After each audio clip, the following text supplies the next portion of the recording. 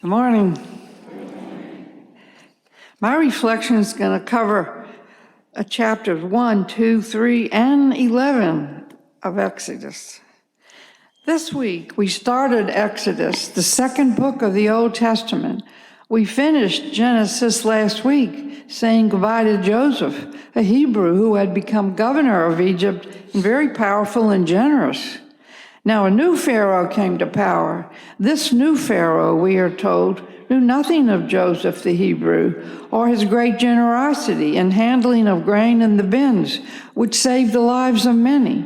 He hated the Hebrews and made slaves of them and even had their male children killed to decrease their growth. However, a Levite woman found a way to keep her newborn son from being killed with the help of, believe it or not, Pharaoh's daughter. Jump ahead in chapter 3 to when Moses had defended his people by killing an Egyptian and had to flee to escape being slain himself by Pharaoh. Moses is now a sheep herder in Midian and saw a bush on fire on the Lord's mountain, but it didn't burn up. He is told by the Lord, calling himself I Am by name, that he had been chosen to see these kinsmen of his were released from Egypt and its slavery. Most interesting event in all this happens in tomorrow's first reading. After all the wondrous works of the Lord done through Moses didn't convince Pharaoh to let the Hebrews go, they were doing lots of work for the Egyptians, you know.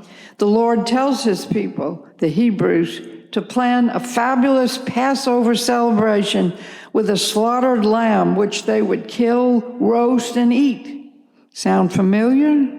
They were told to put blood from the lamb on their doorpost, and the Lord's angel would pass over their home and not kill the oldest male. As his own son was one of the many Egyptians who was killed, Pharaoh did let Moses' peoples go. End of story? Not quite. Centuries later, after celebrating Passover every year, the Jews had a very special lamb. In fact, he was the Messiah, the Son of God, slaughtered, yes, crucified. This Lamb of God had demanded they eat my body and drink my blood. Not only that, but do this in remembrance of me. We, his followers, have been doing just that for almost 2,000 years. It's called the Eucharist.